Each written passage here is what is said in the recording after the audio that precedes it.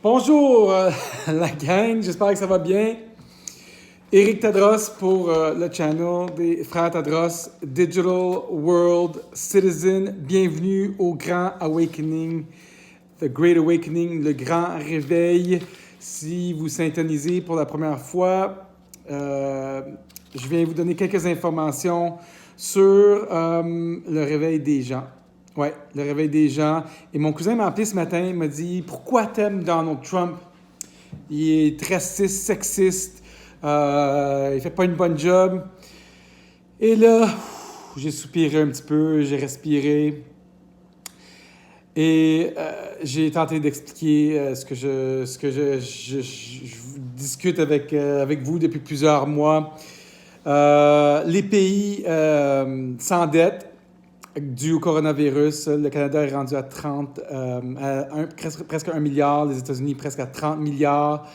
Les présidents suivent l'argent, ils sont élus avec des entreprises qui investissent dans leur campagne pour se faire élire.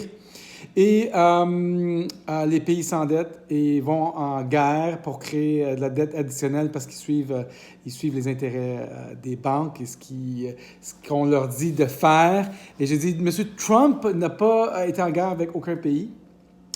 Il ne prend pas un salaire. Il pourrait être en train de jouer au golf présentement en Floride. Il ne prend pas de salaire et il suit une bataille, il suit une ligne directrice pour mettre fin aux banques centrales qui sont centralisées, qui centralisent le pouvoir, qui font la création monétaire, ensuite chargent des intérêts au pays, chargent des intérêts aux citoyens. Et nous, on travaille pour vrai chaque jour pour repayer de l'argent qu'ils ont créé. Et c'est eux les rois du monde. Ils créent l'argent comme ils veulent. Ils font tout ce qu'ils veulent. C'est des dieux de l'argent, les banques centrales. Trump, c'est ça son mandat. Et il veut redonner le pouvoir au peuple. Le peuple a le pouvoir quand les décisions ne sont pas centralisées. Certes, la centralisation apporte des bienfaits, le contrôle de certaines choses, mais la centralisation du pouvoir politique, c'est non. La centralisation du pouvoir monétaire, c'est non. La centralisation du pouvoir médiatique, c'est non. Le pouvoir médical, l'information médicale, c'est non. Le pouvoir centralisé de l'éducation, mais non. Et on voit ça dans l'ONU, l'UNESCO, l'ONU, les Nations Unies, l'OMS, toutes des belles organisations qui appartiennent au Rockefeller, au Rothschild, qui, eux, c'est les dieux de l'argent, qui ont créé l'argent, et ils financent ces organisations-là pour contrôler des choses. Donc, en parlant de centralisation des médias, le Big Mob, le Media Mob, 6 compagnies sont propriétaires ou font la diète de l'information pour 277 millions d'Américains. Et c'est 237 exécutifs qui contrôlent ces 6 compagnies-là qui sont, entre autres, Comcast, Fox, ABC, qui est le Disney Network, qui a ESPN, Pixar, Miramax, Viacom, qui a MTV, Nickelodeon, CMT, Time Warner, qui a les entreprises de CNN, HBO, Time et Warner Bros., CBS, qui a 60 Minutes, Jeopardy, NFL et certaines autres. Donc, 6 grandes entreprises qui contrôle la plupart du narratif média. Donc, si on n'a pas le droit de parler de George Soros, parce qu'il ne veut pas qu'on parle de lui, bien, on ne parle pas de George Soros parce que c'est un milliardaire. Fait que si on ne veut pas qu'on parle de certaines choses, bien, on ne peut pas en parler parce qu'ils suivent pas mal toute la même idéologie. Mais quand le peuple va se réveiller et va dire qu'on a assez, mais ils n'auront pas le choix d'en parler. On est rendu là. On est chanceux qu'on a Internet et qu'on crée des channels et on rejoint des gens parce que ça commence à se réveiller. Mais bienvenue au Great Awakening. Bienvenue, vous êtes rendus. On vous a mis la puce à l'oreille et ça prend au moins 4 ou 5 fois la même information pour que les gens réalisent.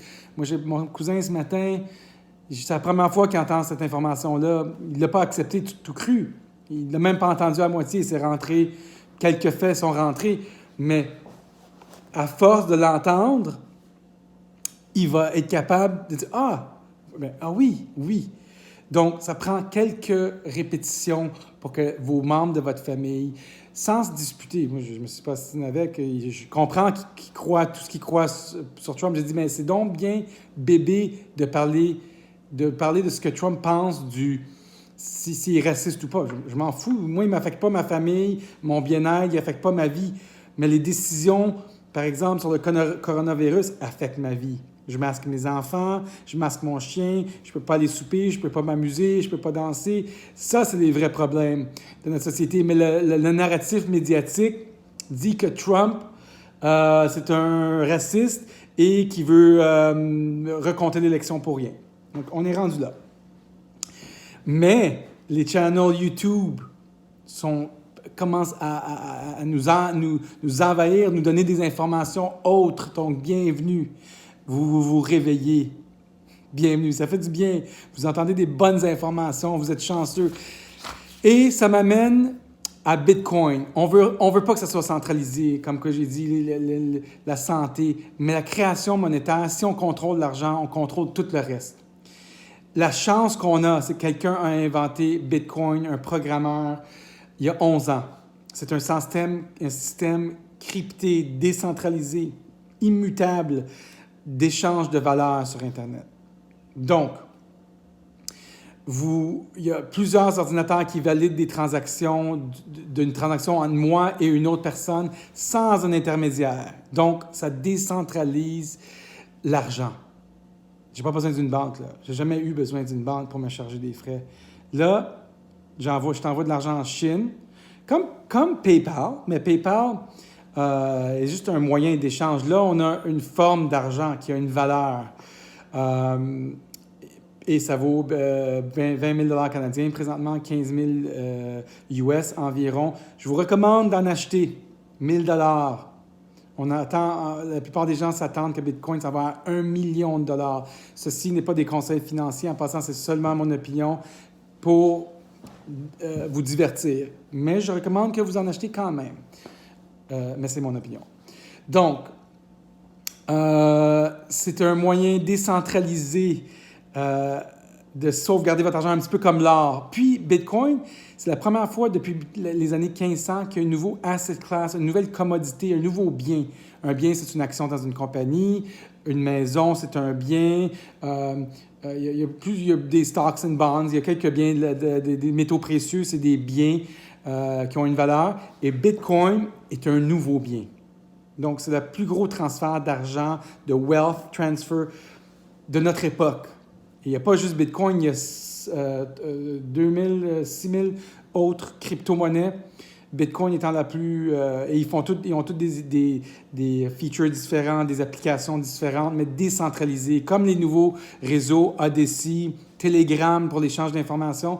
Si vous n'avez pas les clés si le FBI dit « je veux le compte de M. Tadros sur Telegram », il va dire « parfait, Telegram va donner voici ce qu'on a comme information », mais on ne peut pas rentrer dedans parce que c'est encrypté avec des clés, c'est décentralisé.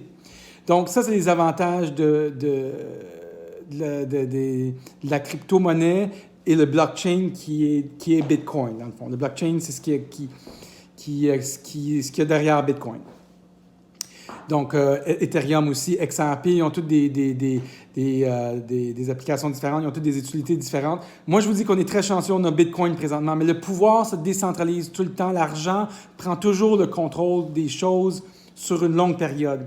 Je crois peut-être, c'est une idée que j'ai aujourd'hui, Bitcoin, à un moment donné, va pouvoir être contrôlé. Le gouvernement peut l'acheter, là, ça vaut 200 milliards, la valeur totale du market cap de Bitcoin, mais plus tard, si le gouvernement ou une entité puissante comme George Soros ou les Russes décident d'en acheter, ils pourraient se recentraliser. Ça va être très dur, mais souvent, le pouvoir se décentralise. Nous, les citoyens, il faut opter pour toujours décentraliser le pouvoir.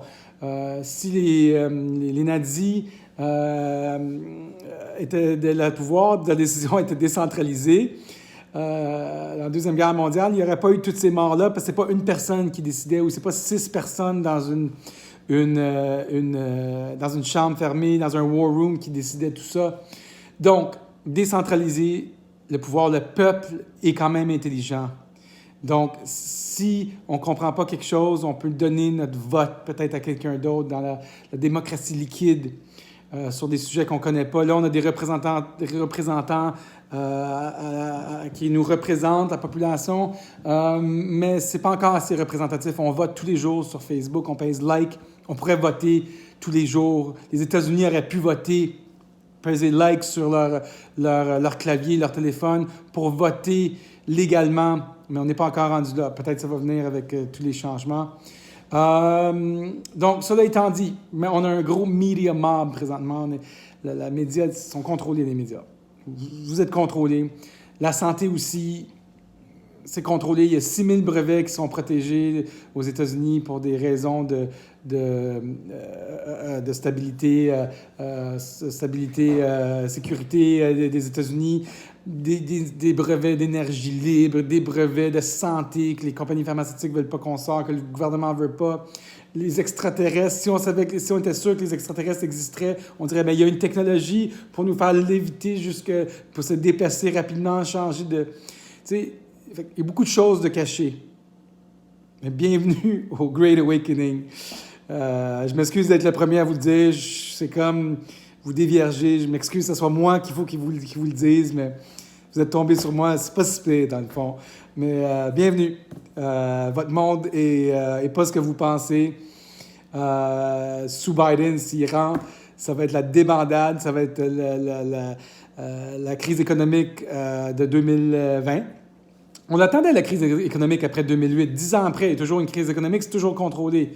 On l'attendait, elle n'est pas arrivée. Sous Trump, c'est pas arrivé, l'économie était parfaite. Et ça continuerait si Trump est là. Donc, sous Biden, crise économique, ça justifie de prêter à nos pays. Il y a une crise économique. Puis ça nous rend encore plus esclaves. Il faut encore travailler, tout le temps travailler plus, briser encore nos familles, dépression, on ne fait pas ce qu'on aime, on travaille. C'est fini, là. On n'est plus là. Les gens sont réveillés. Vous êtes réveillés, là. Vous pouvez faire une différence. Juste en sachant ces informations-là, vous pouvez faire une différence. Allez, je vous laisse là-dessus, parce que même mon chien est réveillé. Réveille-toi. Réveille-toi, Biscuit. Réveille. Les gens sont réveillés. Tout le monde est réveillé. On se réveille, on se lève. Bravo. Bienvenue. On se reparle bientôt. Ciao. Bye-bye.